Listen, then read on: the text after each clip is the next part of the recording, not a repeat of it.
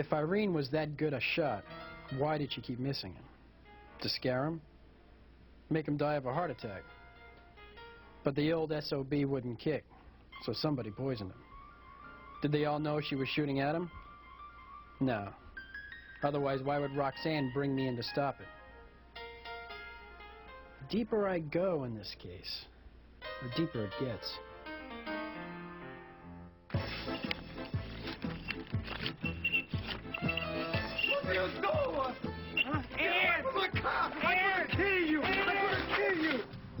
Which one of them did it, Higgy?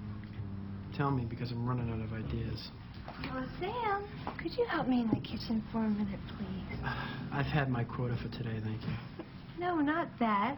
I need the bread from the top cabinet. Could you reach it? Making crowd meat appetizers for dinner. Bread's up there. Instead of bread, how about serving them on a bit of rat poison? I see we got plenty of that. Very funny. Can you find if there's any mayonnaise up there?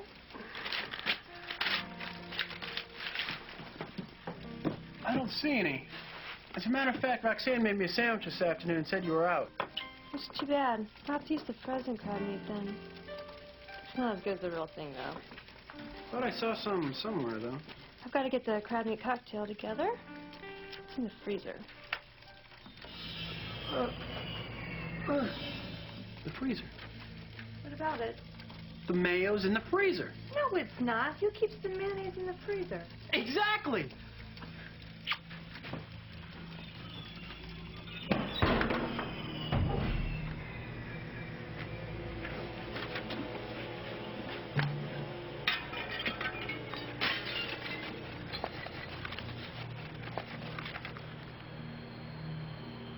The new last will and testament of Harthcourt Higglesbottom III, notarized by Charles Wendell, Esquire. That sly old geezer. He already went to a lawyer and had this notarized.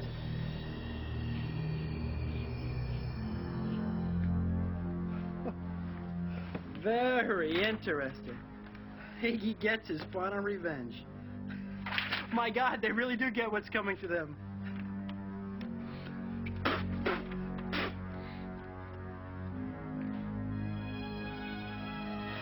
I know how he died. I know how he died! Oh, what is it? Bring the others down here.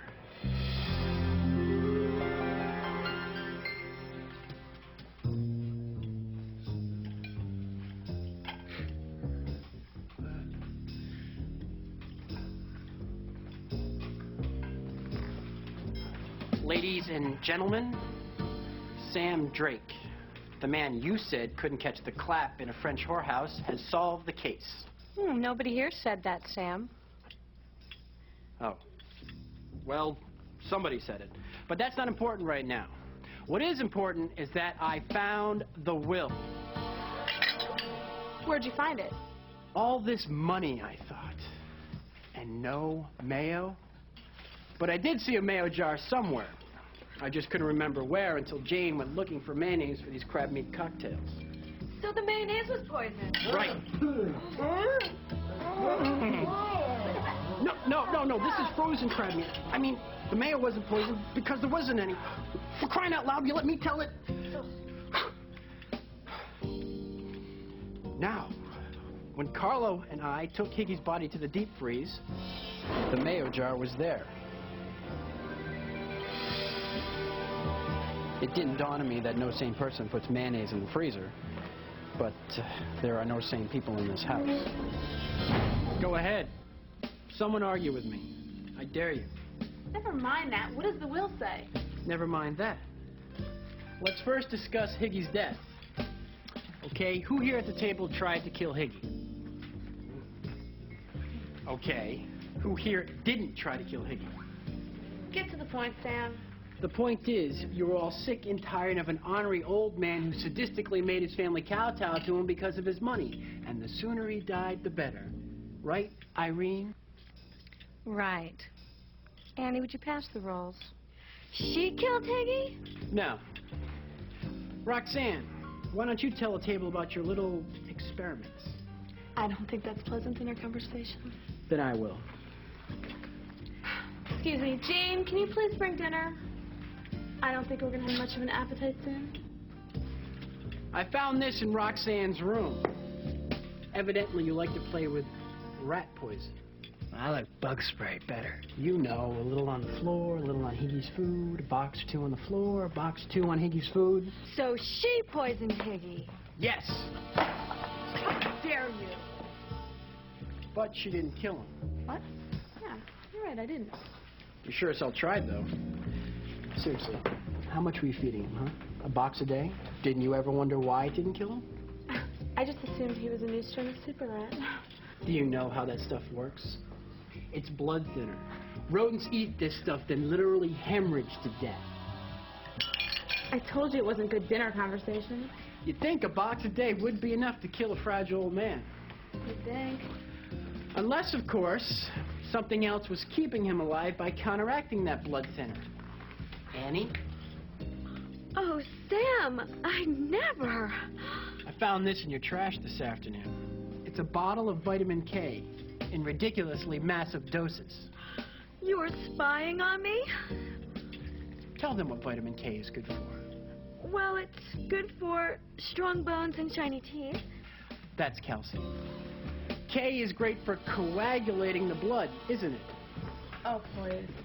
God, I know what you're going to say. You were thinning his blood. She was thickening it. You canceled each other out. You're an idiot. You know that? You didn't tell me. That's why the man was constantly having seizures. His blood was being used like a child's chemistry set. But every time his heart was ready to quit, a sudden jolt of adrenaline gave him the strength to keep going. I never gave him adrenaline. Why not? You gave him everything else, including crab. Now that's not nice. No, no. Annie didn't give him the adrenaline. Irene took care of that. Never. I never gave him a pill or injection in my life. But you shot at him constantly. You do know what happens to the body when it's suddenly frightened.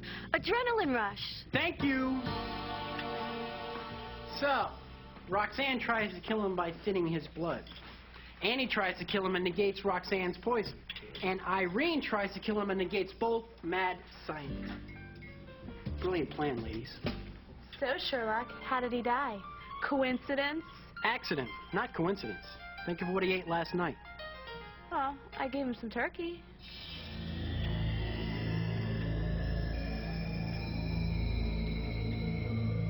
It's for Higgy. Nope. Turkey wasn't poison.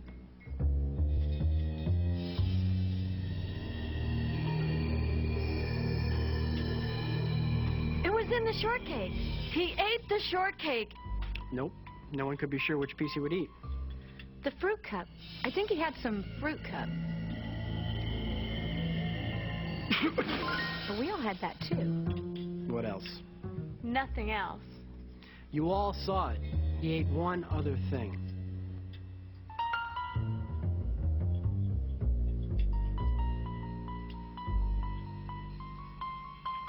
Oh, just tell us for Christ's sakes. It was just after he announced changing the will, and you all jumped down his throat. With more stomach gas than any human being could possibly stand, Higgy swallowed a whole box of antacid pills. But he always did that. Yes, but he never left them on the windowsill before. Well, what difference would that make? They had been there all day. I noticed them when I first met Higgy yesterday afternoon, after our lovely, oversexed nurse aroused Higgy and me with her charms. He put his antacid pills on the windowsill. And now, class, what happened at the windowsill right before dinner?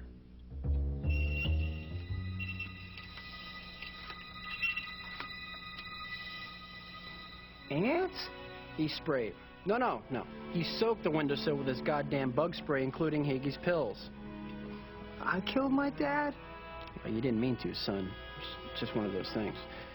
I noticed it a little while ago when I was leaning on the windowsill. I put my finger to my mouth, I turned the page of the will, and I tasted the bug spray. Then I remembered Higgy's pills. So, here we are. 3 attempted murders with an accidental death. So what happens now? You all get your just desserts. Dessert? Shut up, stupid. Meaning? Meaning, the money is to be divided evenly between his natural heirs. Yes! There is a God. Nothing, huh? Well, I guess I expected it. What about me? Do I at least get the house?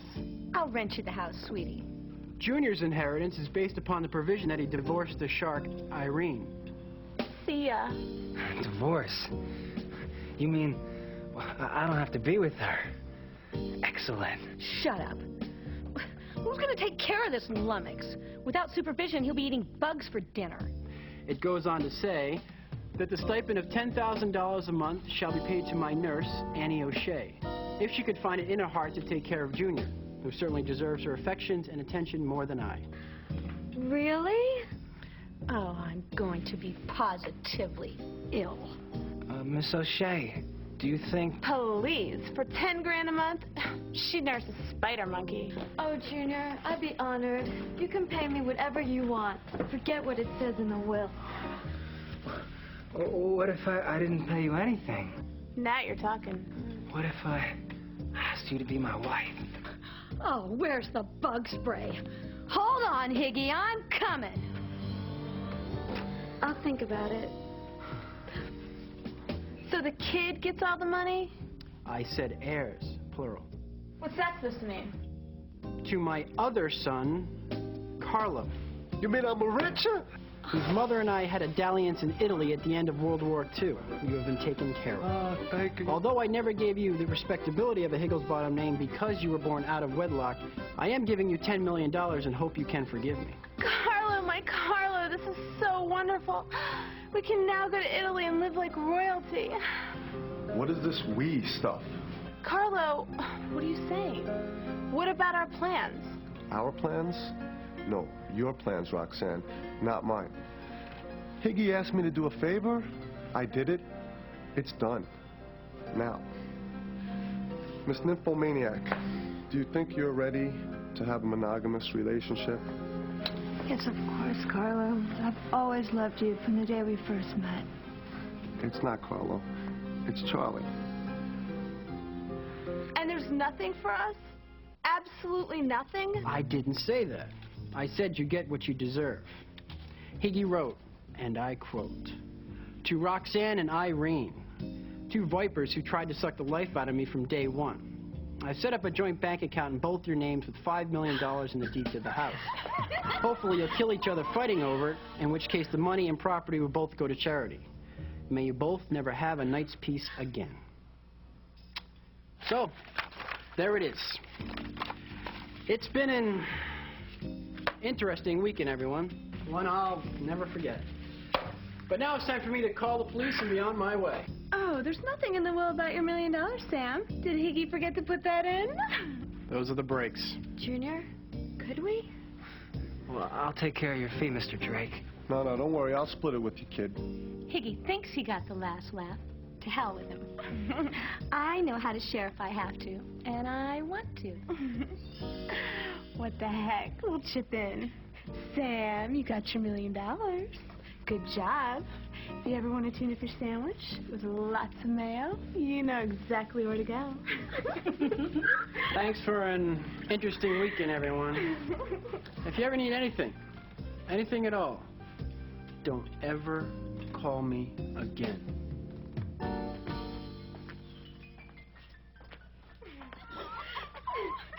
So, that was my first big detective job.